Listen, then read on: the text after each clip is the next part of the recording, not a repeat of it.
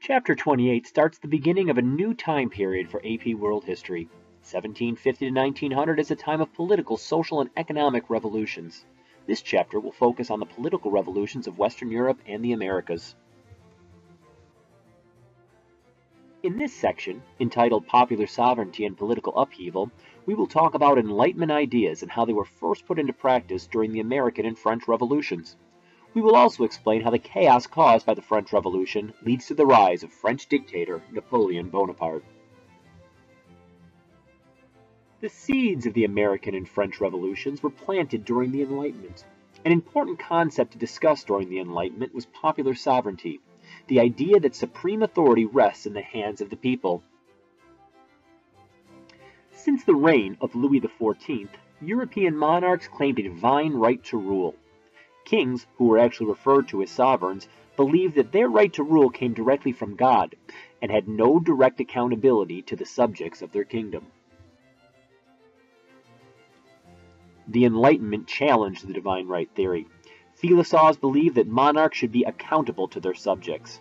That idea began to spread throughout Western civilization. John Locke's theory of contractual government was the beginning of this belief, the idea that the authority to rule comes from the consent of the governed. Freedom and equality become the most important values of the Enlightenment. Philosophes like Voltaire demand freedom of worship and freedom of expression, famously stating, "I disapprove of what you say, but I will defend to the death your right to say it." Demands for political and legal equality soon follow. The privileges of the aristocracy are condemned. Philosophes like Jean-Jacques Rousseau write that authority should come from the general will of the people being governed. His book, The Social Contract, begins the revolutionary thought of democracy in both the United States and France. These ideas were never really extended to women, the poor, or slaves during the beginning of these revolutionary movements. They were, however, of significant global influence, inspiring the Haitian and Latin American revolutions decades later, and independence movements in Africa and Asia after World War II.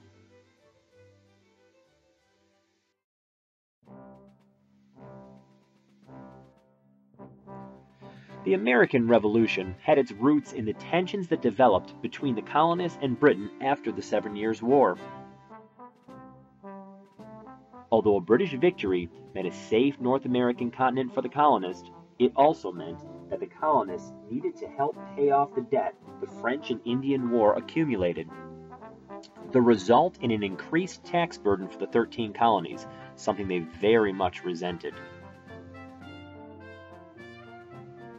Colonists revolted against the taxes, as well as mercantilist trade policies that favored the British. Because these unpopular policies were being made an ocean away by a British Parliament they were unable to elect, the slogan, "No taxation without representation," became popular amongst the colonists. After the clever slogans came colonial boycotts of British goods like sugar and tea. Some of these boycotts culminated into attacks on British goods like the Boston Tea Party, and even acts of violence like the tarring and feathering of British customs workers. These protests over lack of political representation eventually lead colonists to form their own representative body, the Continental Congress, in 1774. The final straw for the colonists occurred in 1775, when British troops shot at local militia during the battles of Lexington and Concord. It was what American poet Ralph Waldo Emerson famously referred to as the shot heard round the world.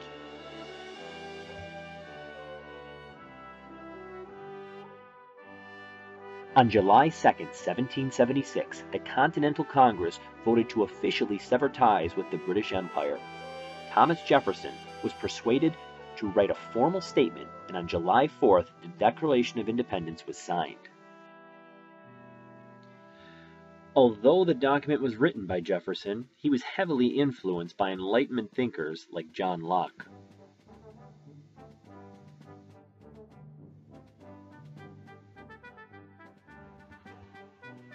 At the beginning of the American Revolution, it was the British who appeared to have the advantage. Their centralized government could make quick and decisive decisions, as opposed to the rebels, whose squabbling could sometimes delay important actions that needed to be taken. A large and well-equipped army, supplemented by colonial loyalists, as well as the best navy in the world, gave the British the edge early in the conflict. The Americans were held together under the leadership of General George Washington. They were supported by France, who gave $13 billion in loans and military aid to the colonists. Motivated by their loss in the 7 Years' War to the British, the French spent money they really couldn't afford in order to get revenge on their arch-enemy.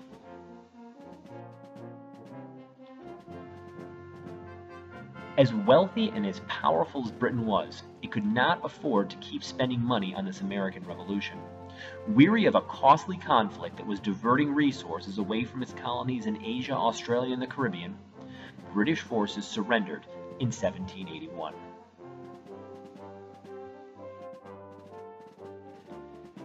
After the British surrender at Yorktown, the United States governed under the Articles of Confederation.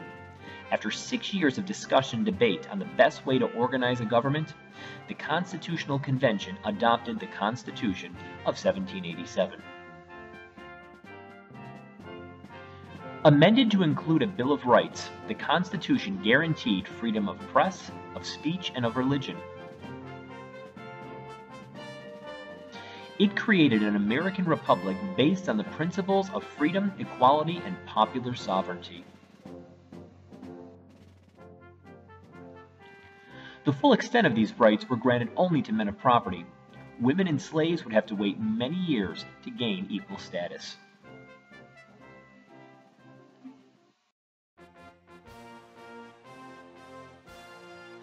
While the Constitution was being ratified in the newly formed United States of America, another revolution was brewing in Western Europe.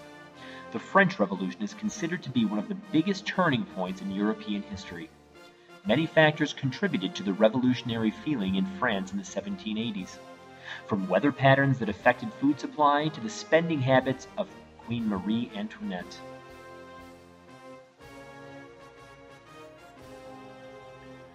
The biggest problem France faced, however, was the debt accumulated from the 7 Years' War and the American Revolution. By 1789, almost half of government revenue went to paying off a massive national debt. France was going bankrupt. On May 5, 1789, Louis XVI summoned the Estates General for the first time in more than 200 years. In order to raise taxes in France, the representatives of the clergy, the aristocracy, and the commoners, referred to as the Estates General, had to give the approval. For generations, previous French monarchs had relied on profits from sugar-producing colonies as well as the fur and spice trade. Those profits were no longer enough for the French economy that Louis XVI inherited. He was forced to ask the Estates General to raise taxes.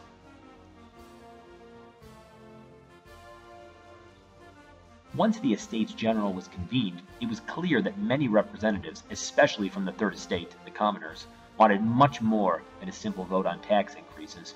Many wanted sweeping political and social reforms in France. The First and Second Estates, the clergy and the nobility, were able to limit these demands. Due to the rules of the Estates General, the First and Second Estates were able to outvote the Third Estate because even though commoners constitute 97% of France's population, each estate only got one vote.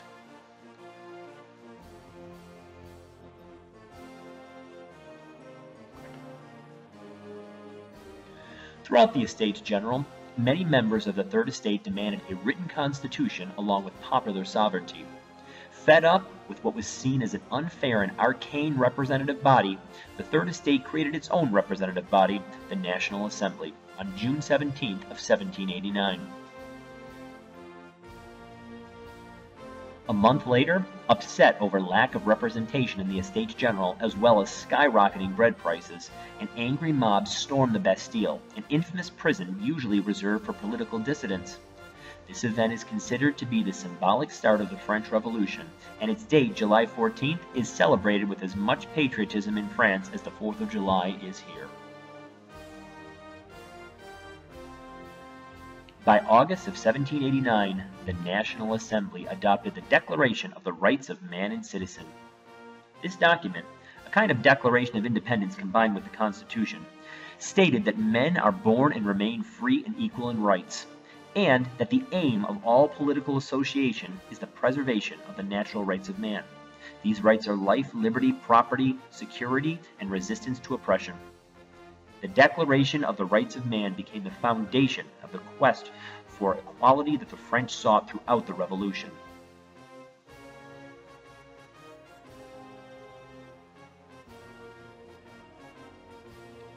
Liberty, equality, and fraternity became the slogan of the National Assembly and all revolutionaries throughout France. The Assembly made laws that reflected the values of freedom, equality, and brotherhood. The ancient regime, or the feudal system, was abolished. French law now declared peasants to be the equal of noblemen. The power of the church, a staunch ally of the old aristocracy, was severely curtailed. In 1791, the Assembly declared France a constitutional monarchy. What little power King Louis XVI had was fading with every passing day. After the creation of the new Constitution, the National Convention was the official legislative body in France. Their most immediate concern was an invasion by the Austrians and the Prussians. They, along with most of Europe, wanted to restore France's ancient regime. The Austrian foreign minister Clemens von Metternich once said, "When France has a cold, all of Europe sneezes." The Austrians and Prussians invaded France to make sure that revolutionary ideas did not spread to their countries. As radicals replaced moderate revolutionary leaders, the monarchy was abolished. France was proclaimed a republic, and the king was placed on trial. The radical Jacobin leader Maximilien Robespierre convinced the National Convention that Louis must die so that the nation may live. On January of 1793, Louis XVI is guillotined. 9 months later, his wife Marie Antoinette is guillotined as well. After the execution of the king and queen, Robespierre and other radical Jacobins dominated the National Convention in what was known as a reign of terror. Over 40,000 people were executed from 1793 to 1794. Ironically, most of those victims were from the Third Estate, guillotined by baseless accusations from members of their own social class. During Robespierre's one-year reign, huge changes were made to French society. The de-Christianization of France led to new atheist and deist religions like the Cult of Reason and the Cult of the Supreme Being. The calendar was changed to a 10-day week so Sunday would be forgotten. All citizens were encouraged to wear working-class clothes. Women were allowed to inherit property and get divorced.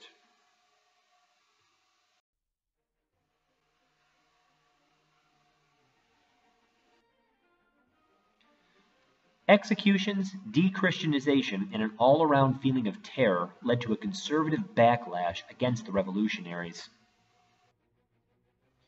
The leader of France, Robespierre, was executed in July of 1794. A constitution was written by a far more conservative group of leaders. From 1795 to 1799, a new government, the Directory, ruled France. After the reactionary rule of the Directory calmed the revolutionary zeal of the French, a young Corsican named Napoleon Bonaparte rose to power to become absolute ruler of France. With military tactics superior to any other, Napoleon went on to conquer most of the European continent. Napoleon Bonaparte was a brilliant military leader. He became a general in the French army at the age of 24. He was a supporter of the revolution and many of its ideas. When the Directory took control of France, he defended them as well. He gained valuable military experience and defeated many of France's enemies abroad. His invasion of Egypt, however, was unsuccessful, stopped by France's archenemy, the English. When Napoleon returned to France, he turned his eye towards control of the government. On December 12th of 1799, after overthrowing the Directory, he was elected First Consul of France. The beginning of Napoleon's rule was considered the end of the French Revolution. Napoleonic France brought stability after years of chaos. The Concordat of 1801 made peace with the Roman Catholic Church and the Pope. At the same time, Napoleon extended freedom of religion to Protestants and Jews.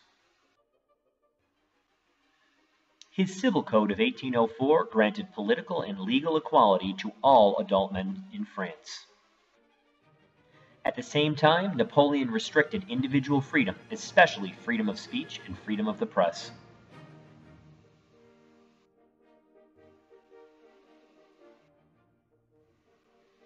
On December 2nd of 1804, Napoleon declared himself Emperor of France, taking the crown from the Pope during the coronation ceremony and placing it on his own head. He dominated the European continent, controlling Iberia and the Netherlands, and even named his newborn son King of Rome. Napoleon defeated Austria and Prussia as well, and until 1812 never lost a battle on land.